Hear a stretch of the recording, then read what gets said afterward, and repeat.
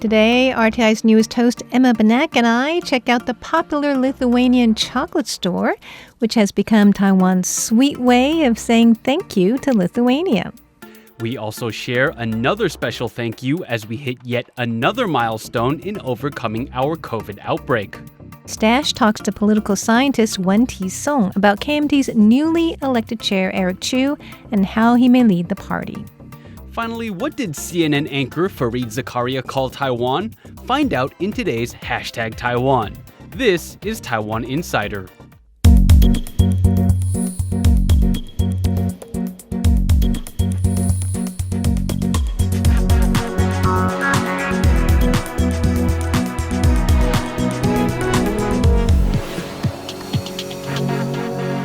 Zero local COVID cases. This is becoming a trend. In fact, in the past 3 weeks, we've seen 0 to 3 daily cases. We have contained our biggest outbreak yet. Now we can dine out without partitions. And we in Taiwan, I think, deserve a pat on the back. That's why we made this video.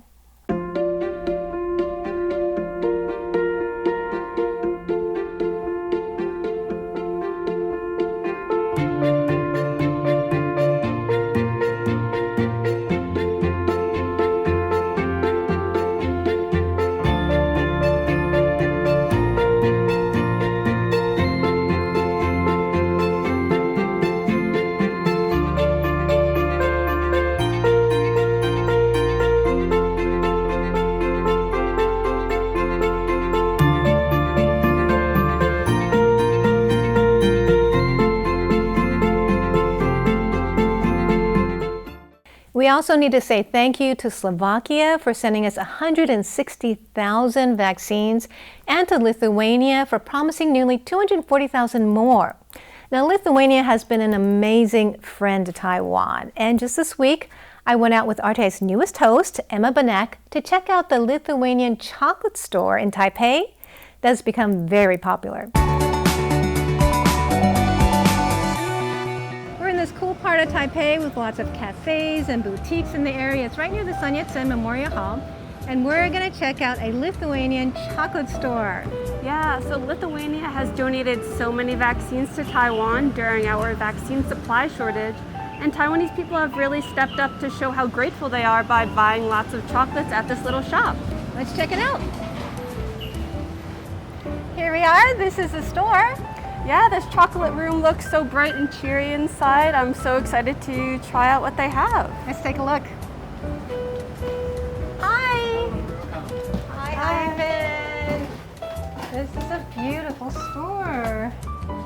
Look at this, I have tiramisu with almonds. Ooh, I love tiramisu. Dried plums, cranberries, strawberries, blueberries. Even coffee some with beans. coffee. Oh, I love you like coffee, right? Yes. I was wondering so what exciting. this green one was. It's What is matcha. I have one with rose petals. Even spicy chocolate. Spicy. I can't wait to try that. I wonder what that tastes Yeah. like. Tell me, has business been booming since June? 自从新闻报道之后，非常多人开始注意到立陶宛这个国家，所以我们在订单上面的成长是非常显著的。That's great. Great for you, huh?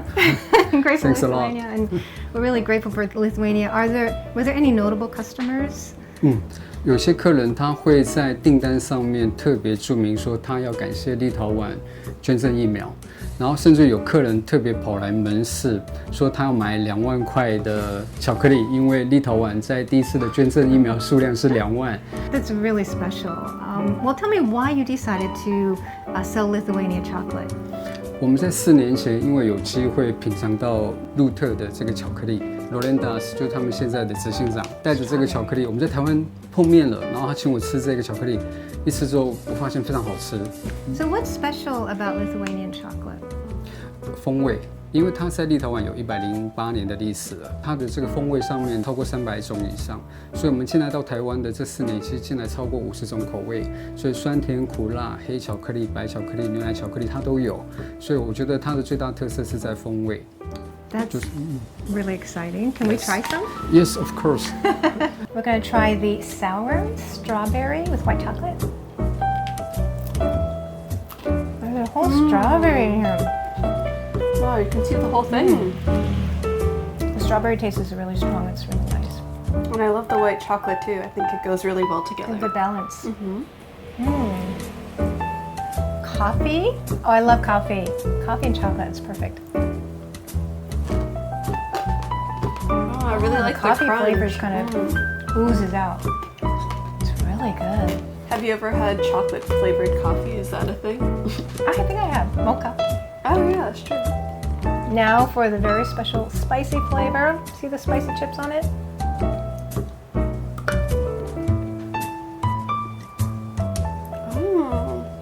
I like that. It's subtle. Yeah, it's not as strong as I thought. I thought it was gonna really burst in your mouth or something. Yeah, I really love spicy things, and I feel like this is the perfect mix of spicy and chocolate. It's starting to spread slowly through my mouth. Yeah, it's not like immediate. not right away, and then starts to spread. This is great. This is fun. Yeah, I could do this all day.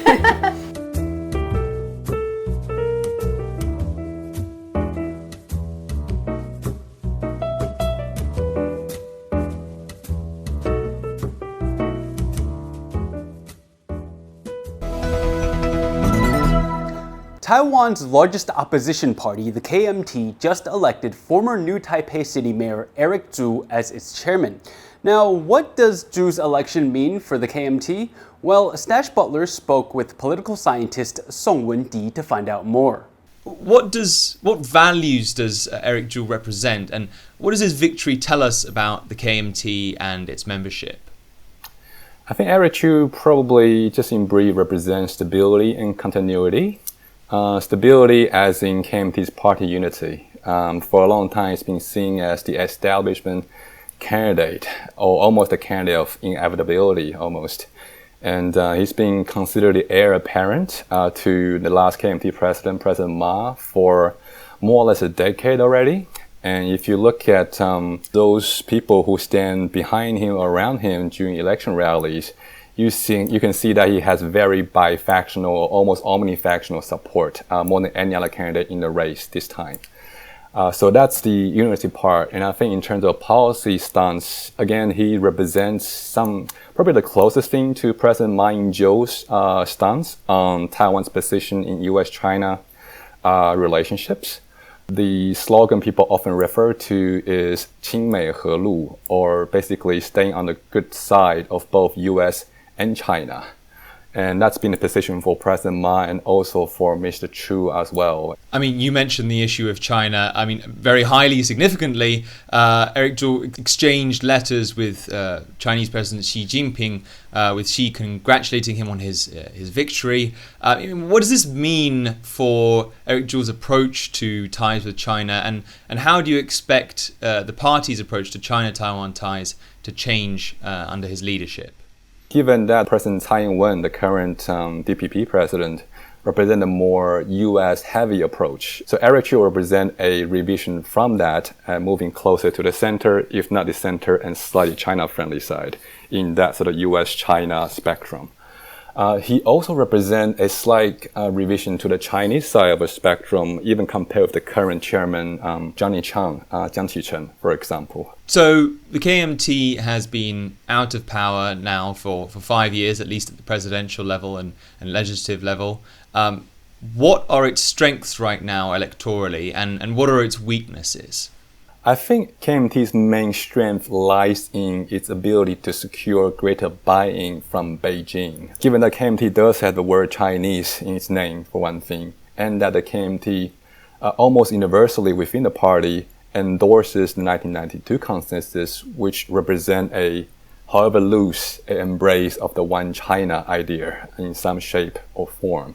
So as a result, KMT can come up with cross-strait policy that may seem, in the policy substance level, not too different from the DPP, but KMT will get much greater benefit of the doubt from the Beijing side, which means that in terms of cross-strait relations, and KMT government often will be in a better position to kickstart a virtuous cycle, in a sense, with Beijing. In terms of weakness, the weakness is clearly that given that U.S.-China rivalry is heating up, there's much stronger pressure to choose sides, so to speak.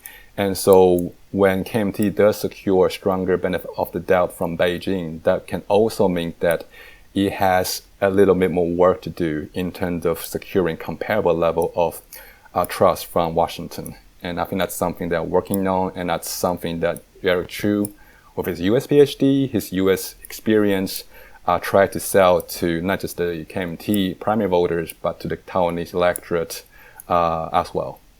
Looking forward to the election in 2024, what will Zhu and the KMT have to do to win over Taiwanese voters?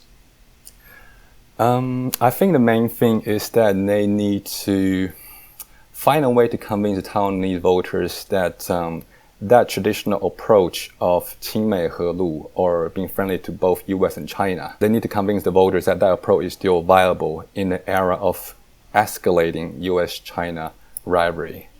Because that approach worked pretty well from about 2008 to 2016, give or take, under the previous KMT President Ma Ying-jeou. And that had one underlying condition, and that was the US engagement of China. When US start using engagement as a primary position towards China, it creates problem then for Taiwan's engagement-oriented approach towards China as well. At what point will engagement of China be seen as accommodationism or as some kind of opportunistic bandwagoning, and to what extent will it raise concerns or a need for reassurance from Washington? I think that's a concern that KMT will need to figure out and need to convince both Washington and especially the Taiwanese voters of going forward as they face 2022 and 2024 as well. Next up, Leslie explains why Taiwanese politics is giving people cause for celebration in Hashtag Taiwan.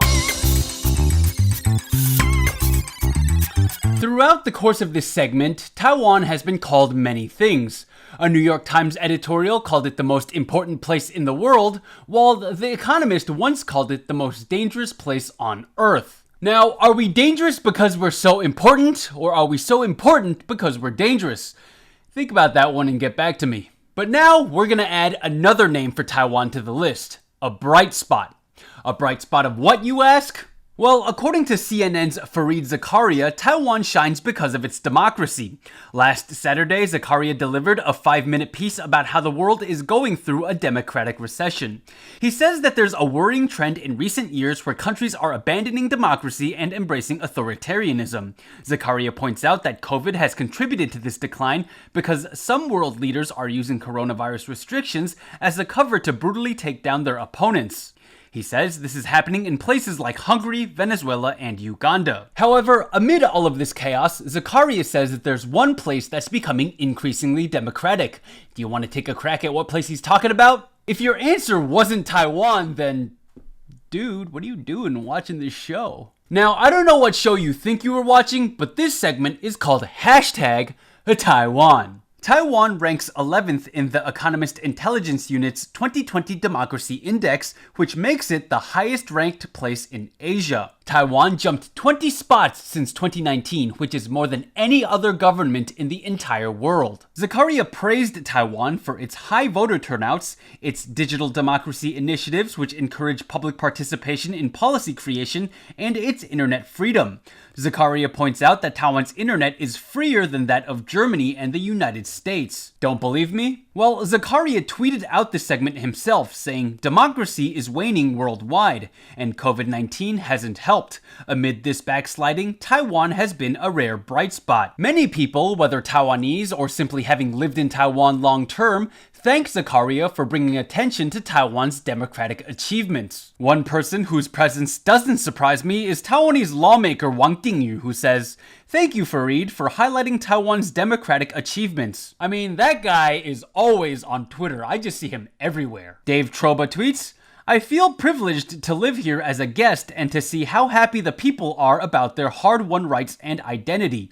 To be sure, it is not perfect. No place is. But I have lived in Sweden and Switzerland beyond my USA home, and Taiwan fits in that company." Then there's Alexander Perini who tweets, Thank you for highlighting Taiwan's successful democracy. As freedom is being challenged around the world, the country stands out as a beacon of hope. I also really like this tweet from John Ho Ho Ha Ha Chen, who says, "Thanks so much for your report. So proud of my country Taiwan and her people." Now that tweet might not seem too special, but that's how I feel about the report, and I really wanted to say John Ho Ho Ha Ha Chen. Among all of the praise for Taiwan though, there's one tweet that stands out which makes me kind of nervous. It's from Jay Osterman number 5522 who tweets, "If Taiwan falls, it would mark the end of democracy in the world." I mean, do I agree? I honestly don't think so, because that just puts too much pressure on Taiwan to succeed. But we've got to keep our heads down and keep working to make Taiwan a more open and inclusive society. You better watch out, Norway, because we're gunning for #1 next year. Before we leave you, here's a look at some of the other news stories that are on our radar. New Taipei City's Enjugang Hospital has had its right to administer COVID vaccines suspended for a week. That's after the hospital accidentally gave undiluted vaccines to 25 people, giving them a vaccine dose over 5 times the normal concentration. Receiving such a potent dose could cause problems like myocarditis, an inflammation of the heart. Fortunately, all 25 affected people appear to be in good health so far. The Air Force has begun rehearsals for its annual National Day flyover of Taipei, which takes place every October 10th. Though only half of the 47 planes set to take part in the flyover are involved in the rehearsals, Taipei residents are still able to enjoy a spectacular display overhead. Students across Taiwan have taken part in special rituals at Confucius temples to mark the sage's birthday, a day that coincides with Taiwan's Teachers' Day. Though some events have been scaled back to prevent the spread of COVID, one essential activity, the distribution of wisdom cakes to students, went ahead as ever. Taiwanese artist Yan Yu-ying may be 83 years old, but she's still determined to keep the traditional weaving of her indigenous Kavalan people alive. Traditional Kavalan cloth is painstakingly woven from dyed banana fibers, and Yan has become an authority on how this colorful cloth is made. The Culture Ministry recently recognized Yan for her work in passing this art form on to younger generations of Kavalan people. And welcome back to the studio, guys. Well, this week's final question of the week is going to be, Fareed Zakaria called Taiwan a bright spot of democracy, but I want to ask you guys, what do you think Taiwan would be a bright spot for, if not democracy? Stash, let's start with you. Well, I think it's, obviously a bright spot in democracy, in the world of democracy. It's also a bright spot in the world of dumplings. Honestly, I was shocked by how cheap dumplings are here and how wide the selection and how tasty. Something I'm not going to get used to, I think, when I go back to the UK. What's your favorite dumpling?